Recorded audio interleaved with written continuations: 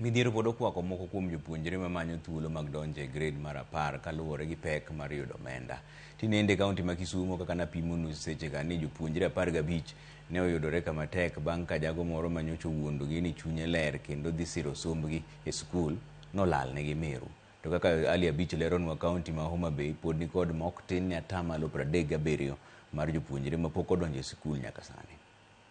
Chenro mar rwako jopuonjre grade 10 skunde ma senior secondary mane oluongi ne ochakore wuok tich juma mokalo, kendo sirikal kokalo migawo mar somo ne ochore nyime nyaka tich adek mar jumani. Kata kamano atamalo maduong' mag jopuonjre to nyaka sani pod okwamo pacho nikech onge mar school fees. E kaunti ma Homa Bay atamalo 37 mag jopuonjre monego donjo grade 10 pod okwamo pacho, ka komishona ma Homa Bay Ronald Muiwawi wacho ne giluwo ndak jopuonjre ma kamago ka gitiyo gi jopuonj madongo e skunde mane gisome. Chenro mabendo nywande ruodhi kod jolupgi. We have about 24,611 learners who have transited to grade 10, and that makes if we look at the provincial statistics and percentage, that comes up to 62.43%. Actually 37.57, that's a big percentage.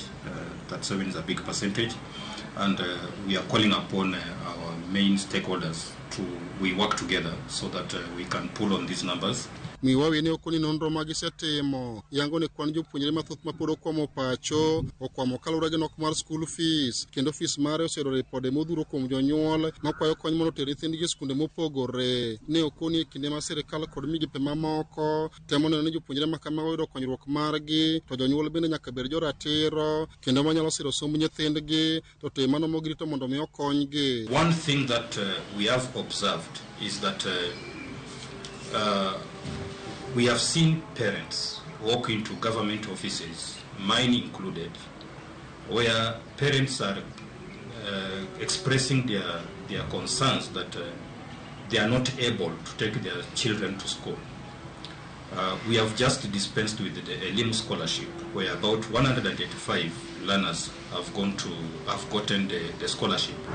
Now we are also looking upon other agencies which have got also form of bursaries that are going to assist some of these parents. Ne wacho mago katendruok mok mar piny owacho ma ong'ere ni Voice of Peace ma osebiro ka siro somb jopuonjre mowuok e familia ma yutogi ni piny, bende jiwo jogo manyalo konyo jopuonjre ma pod okwamo pacho mondo gidonj e skunde mane oluongigie. Kik iling ka Nyasaye okelo mondo lweti kadi organization machalo nade kadi ng'ama chalo nade ma sirikal omiyo migawo moro, nyithindwa olewo miere mang'eny kadipo ka Nyasaye omiye teko moro wuog oko mondo ikony nyithindo odhi osom. Akwayo jonyuol gi nyithindo manyalo bedo ni pod odong' e gwenge mag grade 9 mondo gitem matek.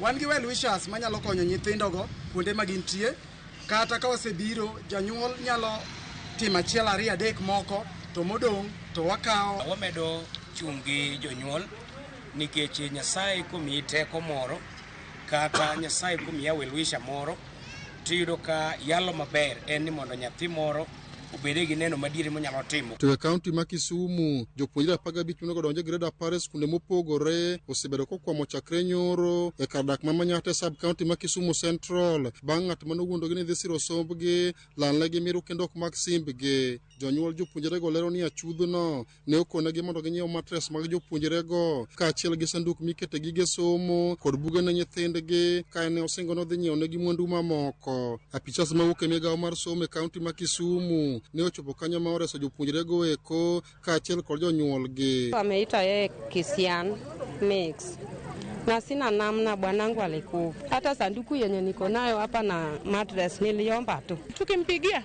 niko airport, niko Katito, afiki, niko Ahero, 5 minutes. We have got a neighbor, and it's like this neighbor is the person who was recruiting others into this mess now. I'm going to the office with the contact person to the office, and then I will hand over to further authorities for further investigation. He will be brought to book.